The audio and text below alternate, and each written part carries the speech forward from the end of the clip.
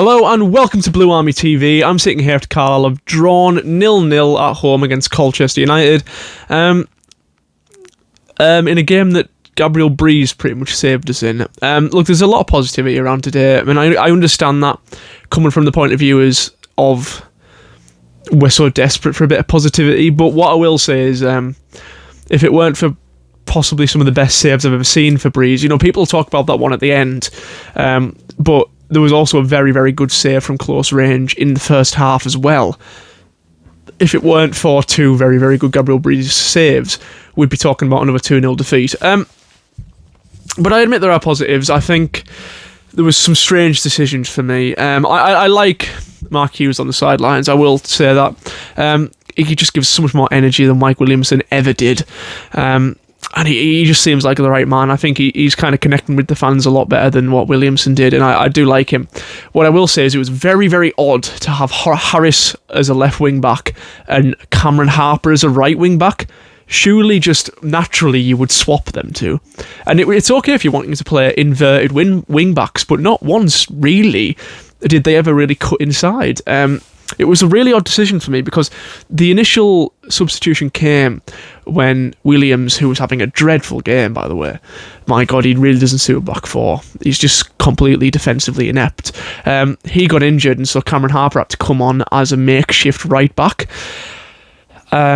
which I understand when you've got MacArthur at left back, because I think he's more suited to being a left back than a right back, obviously being left-footed. And then you've got Cameron Harper, who's left-footed but has played as a fullback before, maybe more familiar with that kind of role-playing fullback. But when you take MacArthur off for Hayden and you go to a back three, I don't understand why you wouldn't put MacArthur as a left wing back. He is left-footed. He's a left-sided player, and I'd argue Kadeem Harris is a right-sided player and has played as a right wing-back before under Mike Williamson. Why have you swapped them? That doesn't make any sense to me, and I think you could see a lot of the frustration with them because they were trying to make crosses, and look, I will say Kadeem Harris can play on either side. I didn't necessarily mind him being on the left, but what I would say is I think he's even better, he's as good, if not better, on the right. And you've got Cameron Harper, who's very, very left-footed. He's not good with his right foot at all. So it didn't really make much sense as to why they were swapped. But, I mean, it worked. We didn't concede. But yeah, Gabriel Breeze, I can't believe there were people saying we should have had Harry Lewis back in nets. I mentioned that it might happen. I'm very glad it didn't. And I think Hughes has come to realise that, there's a very good reason why Breeze is starting and why Breeze is, putting in performances like that. It's because he's a fantastic keeper. If you're the new goalkeeping coach that came in a couple of days ago now, and you see that as your first kind of goalkeeping performance from your goalkeeping department, you've got to be more than happy with that, haven't you? And it's not just his shot stopping. It's everything about him. He's fantastic. He fills that role so well. What I will say, imagine, because we didn't sign Breeze, he's not like a recent investment from the current kind of recruitment team. He was a youth player that we've developed, and ultimately there's a great deal of luck in youth football, in getting players from your youth academy, because you can be as brilliant coaching wise as you can be. Some people are good enough, some people aren't. Very often you'll get years without a good youth prospect. Imagine what happens if we haven't been lucky and we haven't got Breeze this season. Imagine what happens when we're stuck with either Jude Smith or Harry Lewis. I think we'd be by far in a much worse position if we'd have been stuck with Harry Lewis. So, there's a great deal of luck involved in the fact that we've just so happened to have this wonder kid goalkeeper coming through the youth academy, when it really wasn't the plan for him to be first choice this season. Talking about the game today, I think Hughes did something that Williamson has never done in his Carlisle career. He had a plan B. He made substitutions at half-time. He'd made all 5 of his subs before the 60th minute. Or on the 60th minute, I should say. He changed his system at half-time, and it worked. And we had a much, much better second half than we did a first half. And it was because of Hughes' change. It was because he saw what would work in this situation, and he changed the system, and I'm more than happy with that. There were chances. Dennis, I don't think the game really suited him. I think he's a big target man that maybe didn't suit the way we were playing today. Bevan,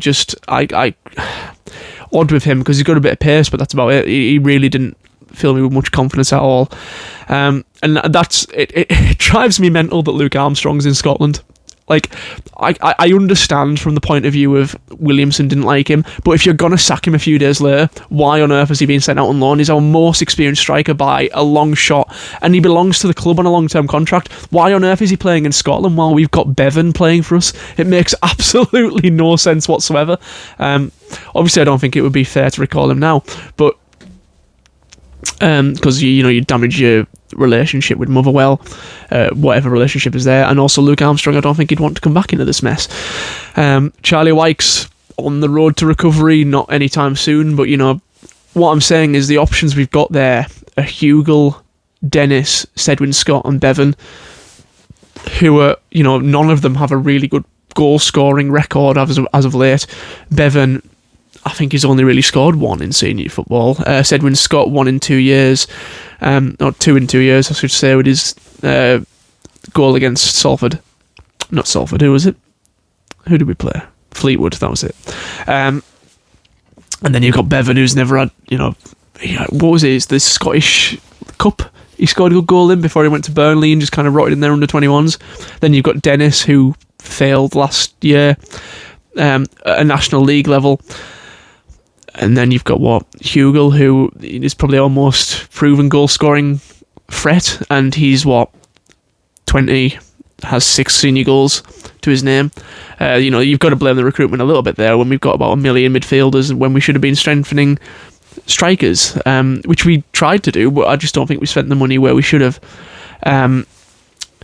But yeah, and that is our issue. It's been our issue for a few games now, for a couple of years now, in fact, the goal scoring record, because we've kept a clean sheet today, and that's fantastic. And I think big credit to Gabriel Breeze, but I also think fantastic from Terrell Thomas and Sam Lavelle. Aaron Hayden was a little bit shaky when he came on. I really wish Aaron Hayden hadn't come back to this club, not just because he's a poor player and because he's let us down this season, but because before he came back this season, he was, in my head, one of my favourite ever Carlisle United players, and I just feel like he's tarnished his legacy because, in my opinion, he was a bit of a Carlisle legend. He was part of that team that Chris Beach got to top of the league before COVID ruined our season. He was part of one of the best teams I've seen play for us, and he was really a class above when he played for us. Obviously, we signed him for free, sold him for a lot of money. He was, his time at Carlisle was really positive, and I'm a little bit disappointed that he's come back and ruined his reputation, because a lot of people were saying, especially on the radio today when I was driving back, that Aaron Hayden had a good game, but I just don't see it. He's just so shaky. He makes rash decisions now. He takes far too long making any kind of decision. He's constantly caught on the ball. We didn't really have too much defending to do in the second half, which I think really benefited him because he wasn't really tested. But I will say Terrell Thomas, I think, was probably my man of the match today. And then you've got Sam Lavelle, who's Mr. Consistent at the back, as well as Gabriel Breeze, who, I suppose you've got to give him man of the match anyways, over Thomas. The man of the match given officially today was Callum Whelan. I think he had a good game. Patching, another good performance today. There was a lot of good individual performances today. We're just not consistent enough attacking. Another bad decision today, I think, was having 3 strikers on the bench and leaving out Jack Ellis. Why? Why have you got 3 strikers on the bench? Even when you've made 5 substitutions, you haven't used all 3 of those strikers. You've used the wrong strikers, in my opinion, because Sedwin Scott's probably my favourite of all the strikers we've got at the minute. Not just because of his goal at Fleetwood, but why on earth have you not got a fullback on the bench? You've got Cameron Harper, I admit, but a very left-sided fullback. Jack Ellis, in my opinion, has never really put a foot wrong. I think he was shown up a little bit in League One, but overall, he's shown himself to be a decent League Two right back, and I would make a very strong start after today's game that he should be starting, let alone not being put on the bench at all. And surely you can make room for him. You don't need 3 strikers on the bench. We started that game as a 1 central striker. Why on earth have we got 3 backups on the bench and we haven't got a backup, an incredibly versatile defending option in Jack Ellis on the bench? Maybe he's injured or ill or something like that, I don't know, but it just seems to me like the last couple of managers haven't really rated him as highly as Simpson did. which is fair. They're allowed to make them decisions. But in my opinion, I think if you're going to play a back four, Jack Ellis is suited to that system. I think he plays really well in a back four. I think he's a good centre-back, maybe not tall enough, but he's a good defensive right-back, which is what we need when Williams just doesn't seem suited to that system whatsoever. And then you've got Cameron Harper, left-back, on the bench, who had a very good game when he came on today, I thought, even though he was on the wrong side. Play him at left-back. You've got two options there that I think really suit the system you're trying to play, and you're playing neither of them. You're playing a centre-back at left-back, and you're playing what is essentially a winger at right-back. You've got two good fullbacks that suit them roles. Play them. Play Cameron Harper at left-back. Play Jack Ellis at right-back. Keep the centre-backs as they are, and Terrell Thomas and Sam Lavelle, because I think they're consistent. Then you've got Gabriel Breeze behind them, and I think that's a really solid defence. You've got the passing forward in the form of Cameron Harper, which you're trying to have in the form of Williams. But, I think he's trying to stick with a consistent lineup, because I think a big part of why Williamson's system didn't work is that players weren't allowed to get familiar with each other. They were, chopped and changed so much that we never really got a good run of games together where the team was kept the same. And I would keep the team the same in the forward areas of the pitch. I would keep Williamson. I would keep Whelan and Patching as the two DMs, because I think they're excellent at that job. Patching has been a very positive surprise, because I always thought he was going to come in as a number 10. That's how he played at Derry. But he's come in and been a really good League Two defensive midfielder. Same with Whelan. I think they can both be proud of the job they've come in and done. They were the best players on the pitch by a mile under Williamson, and they've adapted well to that defensive midfield partnership under a 4-2-3-1 system. Then you've got Embleton. He's starting to build a little bit. I'm still not sold on him. With Wern and Harris either side and Hugel up top, I would keep that the same. I'd maybe put Sedwin Scott in for Hugel, but ultimately I'm happy with that from the midfield forward. The back line, Williams isn't good enough in a back four, and MacArthur isn't suited to being a left back. I think change the full-backs, keep the system the same, keep the players the same, go most of that team the same, start to build on that, and we'll be fine.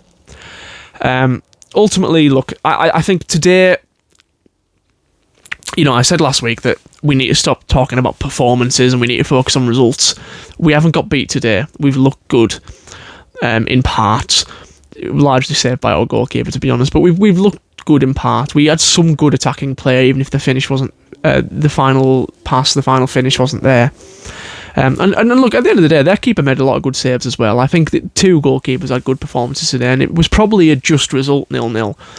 But Colchester are a team in form. Let's build on this. We haven't been beat. We've stopped the losing run, which I think is very important. Let's just get them fullbacks right.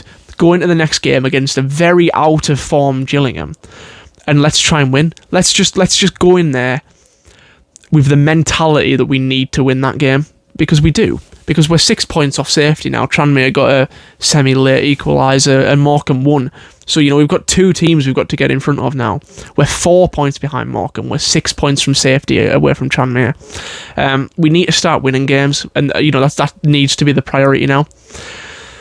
As if that wasn't the priority before. But we need to start making good performances, good results. And hopefully that starts with stopping the run of losses today, and we can build on this draw. We can build on this good point, keep the defence solid, but start to be a little bit more clinical attacking wise, and we can go on and win the next few games, because 6 points looks like a lot, but if you win 2 games on the spin, it's 0. Or, assuming the other teams lose, but that gap can be closed very quickly. It can. This isn't a strong league this year, and I include us in that as well, but this isn't a strong league this year. I think it might be, especially if Morecambe get the points deduction they're due, this might be a record low points needed for survival, because Tranmere are woeful. They got a point today. Morecambe, I think, are better than Tranmere, but obviously the point deduction. If we can just put a little bit of a run together, win the next game, put an end to that stupid record of 87 or 88 games without back-to-back wins, get them back-to-back wins in the next couple of games. You've got Gillingham and you've got Barrow, who we've got a very, very good record against, and that's going to be a good away game with a packed-out away end. Win these next 2 games. which I think is possible. I genuinely think it's possible if you can continue to be defensively solid and just start to click a little bit better up top. We're not a million miles away. We can get them back-to-back wins, and we can close that gap really quickly. Let's just try. Because I think Mark Hughes, I really want it to work for him because I like him. I didn't like him when he first came in, but like with Williamson, I didn't like him when he came in, and he continued to prove why we don't like him in interviews, in results, in performances, in his own mentality, in his touchline presence. He failed to win round the fans. Mark Hughes hasn't won a game yet, and I feel like the fans are really warming to him, including myself. He talks well in interviews. He's got a good touchline presence. I think he's getting the system right. If he can start getting a little bit more out of these players, I think things just might start to click. But yeah, I'm trying not to get too carried away with a 0-0 draw after a fantastic save from our keeper that ultimately in another day we would have lost. And before I leave as well, that referee today, my God. A lot of this season we've been so bad that we haven't had the luxury of blaming referees for bad results. But today, my God, I just couldn't get around some of the stuff he was doing. I hate refs that'll just blow for anything. They'll give you nothing. There's no leeway. There's no common sense in refereeing. It's constantly blowing for free kicks from corners. I've never seen as many corners being given as fouls. It's stupid. He ruined the game today for both teams. I don't think we didn't win today because of the referee, because I think he was poor for both teams. I think Colchester fans won't be happy with the refereeing performance today, and neither will Carlisle fans. It's just another example of poor refereeing, and he ruined what could have been a good game today. But yeah, I'll leave it on that. Thank you for watching. Please like the video and subscribe to the channel, and in a bit.